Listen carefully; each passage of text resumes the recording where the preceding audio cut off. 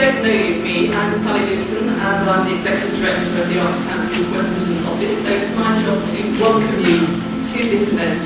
I'm, as well as being Executive Director of the West Midlands office of the Arts Council, I'm also the sponsor for the Arts Council's National Digital Opportunity Programme. It's fantastic to see so many of you here. It feels like a kind of gathering of tribes.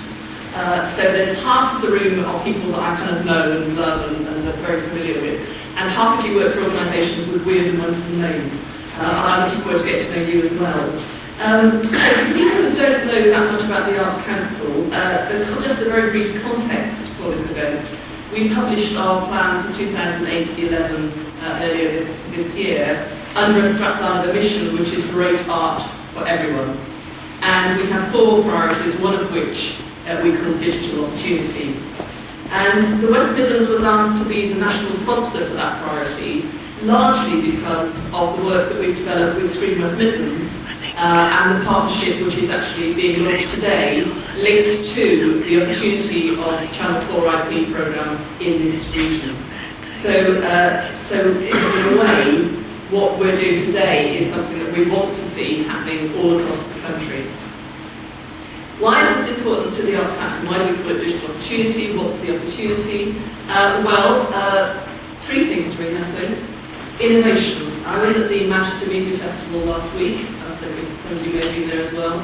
And it was fascinating to see the way in which people are now developing content for the web, which is specific to the opportunity which the web can offer. So rather than just plonking a video up and there it is, actually thinking through what does online drama mean, what's the narrative of drama, and how can we use the web and what the web is good at to create something which is compelling for people to engage with. So it is about innovation and the development of product which is not, it's not just secondary, it's not as good as the live, but product which is specific to and works well online.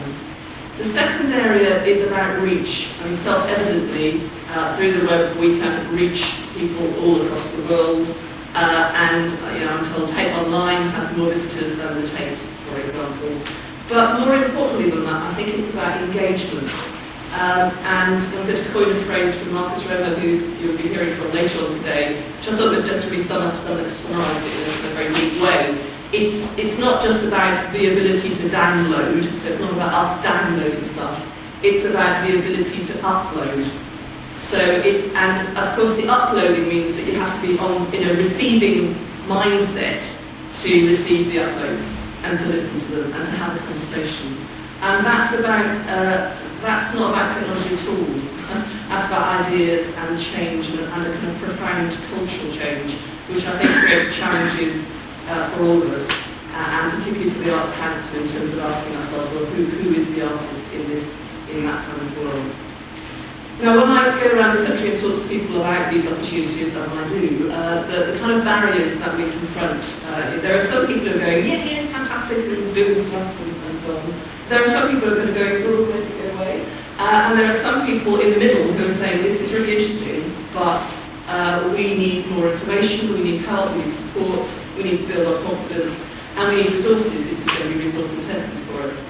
So today's event is about dealing with the first of those. It's about giving you the opportunity to talk to some of the trailblazers, to share information and ideas with each other, to look at the skills that are represented in this room and the cross-fertilizations that can occur from that exchange of skills.